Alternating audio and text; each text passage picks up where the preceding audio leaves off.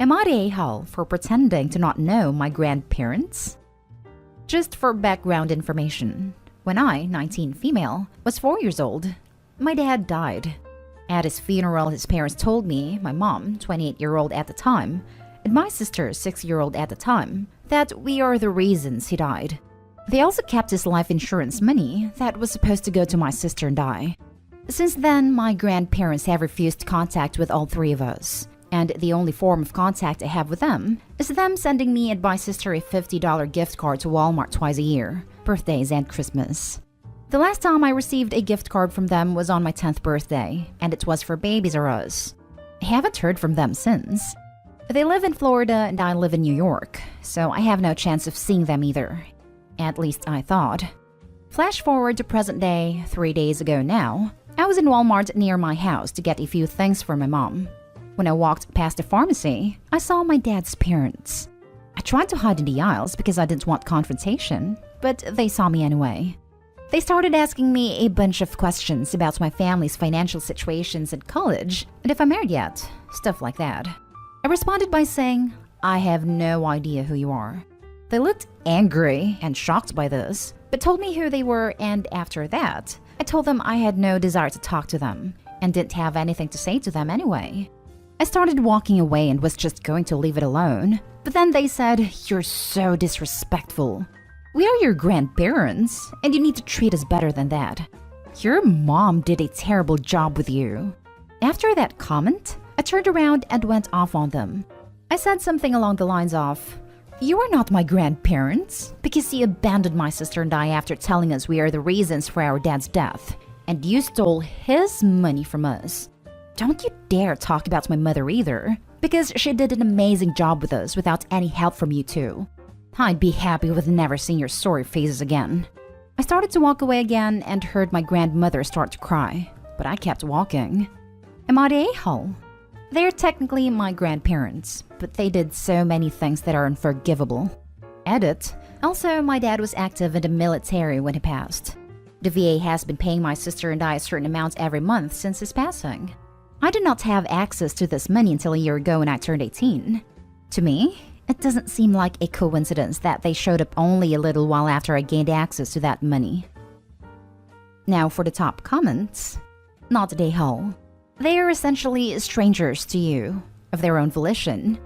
You reap what you sow. I couldn't have said it better myself. Not the a-hole.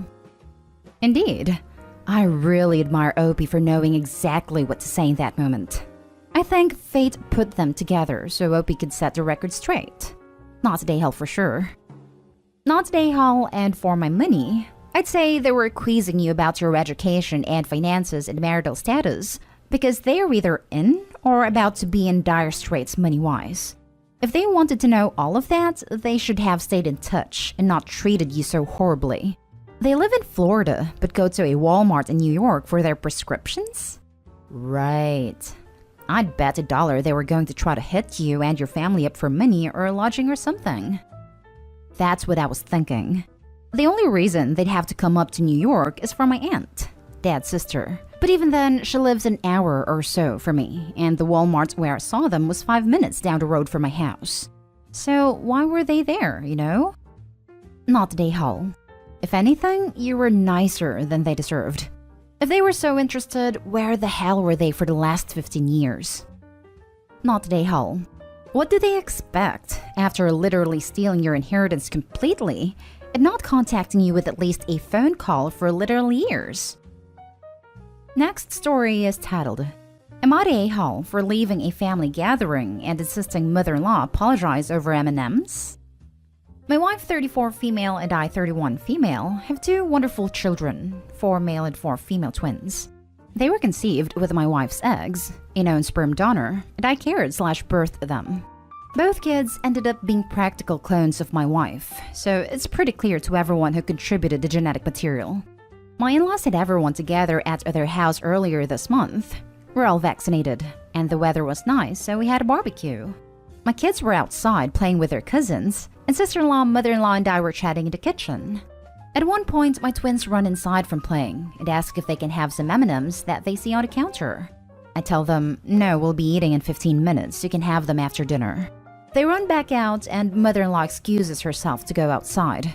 A little bit later, sister-in-law and I get the call that food is ready. So we go outside, and I see my kids each have a little cup full of M&Ms that they are eating. I tell my kids that they knew they were not supposed to be eating those and took away the cups. Mother-in-law comes over and says that she gave them the M&Ms and they can have them. To which I replied, no, they can't. It's dinner time. You were there when I told them no. Mother-in-law says again that they can have some chocolate, it's fine, and tries to take the cups out of my hands. We go back and forth with no, yes, no for a minute, prompting wife to start walking over to us, just in time to hear mother-in-law say, in front of my kids, I'm saying it's okay. They weren't even your kids. They're wife's. Just give them the chocolate. Wife had mother-in-law repeat herself and said something like, absolutely not. We're leaving. I put the M&Ms on the nearest table, grabbed both my kids, who were now softly crying, and started to pack our stuff. The whole event erupted into chaos. Father-in-law screaming about the disrespect of us leaving, grandmother crying, brother-in-law and sister-in-law arguing with father-in-law, mother-in-law crying that her only daughter was abandoning her. It was a mess. After a couple hours at home, the kids seemed okay, but mother-in-law saying I'm not their mom really scared them. Wife spent about 4 hours on rotating phone calls with all of her family, from father-in-law screaming at her, mother-in-law crying over how it took her grandkids away over M&Ms, and made her out to be a bad grandma, brother-in-law trying to get into drama, grandmother depressed saying she would die without seeing her great-grandkids again. Wife's message to all of them was that mother-in-law needed to apologize to me and to our children for what she said. We made it clear that we would have no problem spending time with grandmother and brother-in-law's family, but we would not bring the kids around mother-in-law until she apologized. As you can guess, the apology has not happened, but the phone calls of guilt trips, yelling, and crying have not let up. I feel an apology is not even a big deal, and at this point, mother-in-law is making the choice not to see her grandkids. I want to hold firm, but I know how hard this all is on my wife, even if I really don't think it's my fault. Am I the a-hole for insisting on an apology? Not the a-hole. This was said specifically to inflict pain, to diminish your family.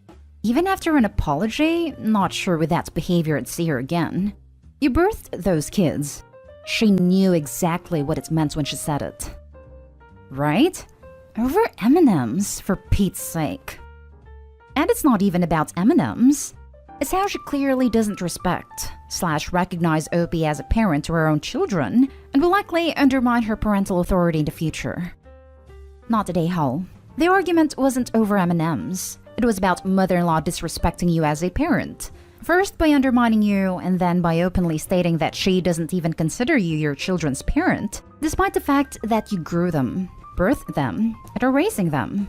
She implied that in her eyes, the only family that counts is genetics, not the people who are there for you every day, support you, protect you, and love you unconditionally. Her attitude is disgusting, and I'm so sorry she confused and frightened your children like that. She was 100% the a-hole. Just a cool little bit of info. The woman who carries the babies from donated eggs does have an effect on the baby's DNA. It has been found that the RNA of the birth mother interacts with the baby's DNA, turning on or off bits of the DNA. Not the a-hole. But please keep in mind that mother-in-law revealed how she really feels. She genuinely believes her parental rights supersede yours. And if you get some superficial apology, that's still a pretty lonely and scary place for you to be. You should definitely expect more than an apology. You need real contrition. Now for the next story. Am I the a-hole for telling my parents not to raise their new child like they raised me? Before I was born, my parents had my older brother who sadly passed away of SIDS. Off the bat, they were trying to have another baby boy, and had my 2 older sisters before they had me. As the only boy, I was basically made a prince, and my sisters were pushed aside. Everything was about what I wanted. There was nothing I did that was ever wrong in their eyes, and anything to make me happy. Safe to say, I was a spoiled, entitled little brat that my sisters resented. That entitlement lasted until adulthood decided to hit me with a brutal reality that the world did not in fact revolve around me. A couple failed relationships later, I had to accept I was the problem and have tried to turn things around. I've been in therapy for a couple years to work out my problems and not be a total prick. My parents, by some miracle, decided to have a baby in their 50s. We're all shocked, but it's their lives, you know? Our little brother is a few months old, and finally we all got together to see him for the first time now that we're vaccinated. Later on in the day, I told my dad that I just hoped they'd do it different this time around. They asked me what I meant, and I pointed out like it was obvious. The way they treated me compared to how they did my sisters. Obviously, my problems are my own fault, and I take responsibility for my past actions. But the way I was raised is where a lot of those issues developed once I reached adulthood, and that negatively impacted my relationships. I'm 25 years old and only barely know mending my relationship with my sisters after years of dysfunction. My sisters chimed into the conversation too, and agreed they kinda messed up. All that was suggested was not to spoil our brother so much. Don't give in to every tantrum and actually discipline him. Our parents got pretty defensive quick, and we dropped the conversation. My dad has told me I had no right to critique their parenting, or make any suggestions that they do things any different when they never did anything wrong. This has really upset them, and they're pretty mad that we ganged up on them. Technically, I started it, so that's why I wanted to ask if maybe I took it too far bringing this up, and if I'm the a-hole. Now for the top comments. Not the a-hole. Tell your dad that as a victim of their parenting, you have every right to critique it. That you are the one who decides if they did anything wrong, not them. Especially since they say they didn't do anything wrong, even if OP's proof. They very much did a lot wrong. Dad, we did nothing wrong. OP, hello Dad, I'm nothing. From what you are telling us, not the a-hole. Because you criticized your parents out of concern for your little brother, not for retaliation or something. That your sisters are agreeing should let them see in theory that they are not as perfect as they think. Oh, and about the did nothing wrong part, you can also be wrong by doing nothing. You don't need to do something for that. Letting a child having their way and doing nothing, for example. So they may not have done anything, but the lack of parenting is there. You make a good point about the doing nothing. I agree with you there. Not the a-hole, if you're an adult, and your adult sisters also agree that your parents could have done a better job. The only acceptable response would be for them to take your critiques and learn from them. If your sisters agreed almost immediately after you brought it up, it means they've agreed this whole time, and each didn't want to be the first to say it. So don't feel bad that you sparked a necessary dialogue. And this is about the well-being and humanity of a newborn child, so you have every right to not want your baby brother to have the same problems you did, and every right to voice concerns based on your lived experiences. I hope that your parents do better this time around. At it, I'm also glad that you've made up with your sisters, because coming from an only girl, it can be absolutely infuriating when my parents treat my brothers like kings and me like a maid. Good on you for being better. I sure hope so. Obviously, not every single problem we develop later on in life is our parents' fault, but taking all this time to think back to our childhoods, there really was a lot of dysfunction, and I'd rather not end up with the same issues I've tried to overcome. Last story is titled, Am I the a-hole for exposing my parents' lies and damaging their reputation? I, 21 male, have a strained relationship with my parents. They are involved in pretty much every social event / circle in our city, be it church, school, clubs, etc. For them, what other people think is the most important thing. For that, they will lie about pretty much any bad thing that could potentially tarnish their standing, and have forced my sister, 24 female, and I to behave in certain ways or follow specific rules. Some examples. My sister and I were not allowed to play with certain kids in our school or neighborhood because their parents were in trade rather than academics. My parents forced me to stop talking to a really close friend in middle school because his parents got divorced. When I got caught smoking in high school, my parents made up a distant uncle with substance problems and told everyone he influenced me. My sister came home one day introducing her Spanish boyfriend to my parents. They didn't like that, so they told everyone the boyfriend is an exchange student that we are housing. My mother once made up a bunch of stuff about a neighboring couple. Stuff like her husband is cheating, she does it out contents to pay the bills. Of course, she always claims to have heard it from someone else, who heard it from someone else, etc. I could list plenty more, but there's text limit. Now recently, I was near my hometown visiting a friend, and I ran into the leader of a church group I was part of. I was pretty engaged in that group, so we sat down for a coffee and talked about the good old times. He asked me about my studies and how my fiancé is doing. I was confused and told him I'm not studying and don't have a fiancé. Turns out my parents made up a bunch of lies to cover the fact that I decided to go for an apprenticeship and turned out to be gay. One thing led to another, and together we went over a lot of incidences and stories from the past, with me exposing more and more lies. The results could be seen a few days later. My parents called me very angrily, asked me how could I do this to them.